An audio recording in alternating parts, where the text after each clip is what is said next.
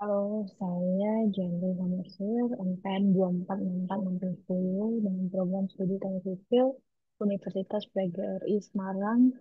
Saya ingin mempresentasikan laporan penelitian perlintasan sebidang JPL 1A yang berada di Semarang Poncol. Pengantar penelitian yang pertama ada tujuan untuk meneliti perlintasan sebidang JPL 1A Brotojoyo, Semarang. Fokusnya untuk tingkat kelengkapan dan keselamatan perlintasan sebidang. Manfaatnya memberi wawasan dan rekomendasi peningkatan keselamatan. Informasi umum terkait jalan rel, yang pertama lebar rel itu sekitar 1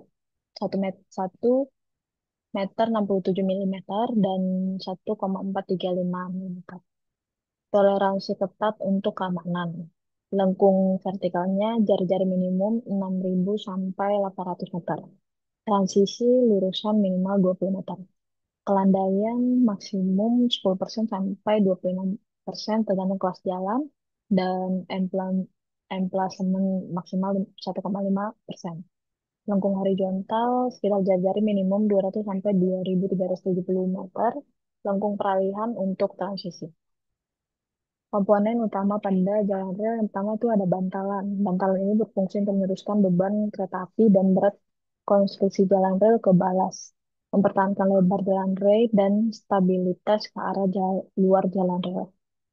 Bantalannya juga bisa terbuat dari kayu, baja, atau besi, ataupun beton. Yang kedua ada alat penambat. Alat penambat ini digunakan untuk alat jenis elastis yang terdiri dari sistem elastis tunggal dan sistem elastis ganda. Pada bantalan-bantalan ini terdiri dari solder insert, klip, insulator, dan relvet. Ini bisa terbuat dari kayu dan baja. Yang ketiga ada rel. Rel adalah batang logam kaku yang menjadi landasan roda kereta api untuk bergerak secara stabil dan terarah. Rel biasanya dipasang secara sejajar di atas bantalan seperti beton dan kayu dan diikat menggunakan penambat agar tetap kokoh. Fungsinya bukan hanya sebagai jalur lintasan, tetapi juga untuk meneruskan beban dari roda kereta ke struktur bawah seperti bantalan dan balas. Perlintasan kereta api dalam arti geometrik dan klasifikasi. Persyaratannya geometrik ini memenuhi standar jalan saat melintas rel. Sarana prasarananya memiliki kecepatan KA kurang dari 60 km per jam, satuannya minimal 6 menit, jarak perlintasan minimal 800 meter, jika tidak terpenuhi harus berpintu atau tidak sebidang. Klasifikasi fungsi jalan, kecepatan lalu lintas kurang lebih 60 km per jam, kelas jalan 3 A, B, C, fungsi jalan kolektor atau lokal, jika tidak terpenuhi harus berpintu atau tidak sebidang. Potongan melintang lebar lajur minimal 2,75 meter, kemiringan melintang normal 2-5%. Lokasi rambu lalu lintas perlintasan sebidang, yang pertama ada rambu peringkatan, persilangan datar dengan atau tanpa pintu, hati-hati, jarak, kata-kata, rawan kecelakaan, hati-hati.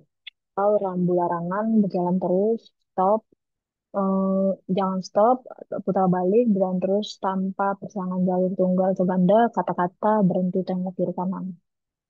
Metodologi penelitian dan lokasi survei. Metodologi ini penelitian mengumpulkan data aktual, mendeskripsikan tanpa menguji hipotesa. Tahapannya yang pertama ada persiapan, rencana kerja, objek, dan item data. Yang kedua ada inventarisasi, letak rute perlintasan. Yang ketiga ada survei, data lapangan, kondisi sekitar, dan kompilasi penyajian data informatif. Ini berikut lokasinya dan berikut ada lokasi surveinya. Lokasinya ada di JPL nomor 1A Brotojoyo, Semarang Utara, Semarang. Karakteristik JPL 1A Brotojoyo ini, yang pertama jalan relnya berlokasi di JPL 1A Brotojoyo, ya implementasi emplasemen stasiun Semarang Poncol yang berpotongan antara jalan dengan dua jalur rel kereta api. Kedua jalur rel merupakan jalur hulu dan hilir atau jalur ganda dengan sistem persinyalan elektrik. Lebar dan tipe rel ini lebarnya sekitar 1,67 milimeter. Tipe relnya R54, kecepatan operasi 110 km per jam yang termasuk pada kelas 1. Pembatas kecepatan jalur hulu 70 km per jam, hilirnya 80 km per jam, lengkung es tanpa transisi lurusan. Bantalan dan penambat, bantalan beton pracetak, penambat elastis, klip DE.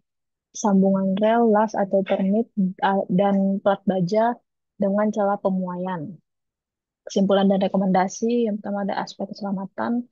Ini JPL 1AB7U cukup memenuhi, namun ada catatan. Kekurangannya rambu dan marka jalan tidak lengkap, tidak ada 22A, 22B, 23, 24, 1C, 5C. Deteksi kereta tidak ada alat deteksi. Petugas mengandalkan visual atau komunikasi. Kondisi aspalnya mengelupas dekat perlintasan berpotensi kecelakaan roda dua. Rekomendasinya lengkapi rambu tindas terkait, tingkatkan kesadaran pengguna jalan. Terima kasih. Berikut adalah presentasi dari saya. Semoga dari presentasi ini para pembaca dapat mendapatkan ilmu dari presentasi ini.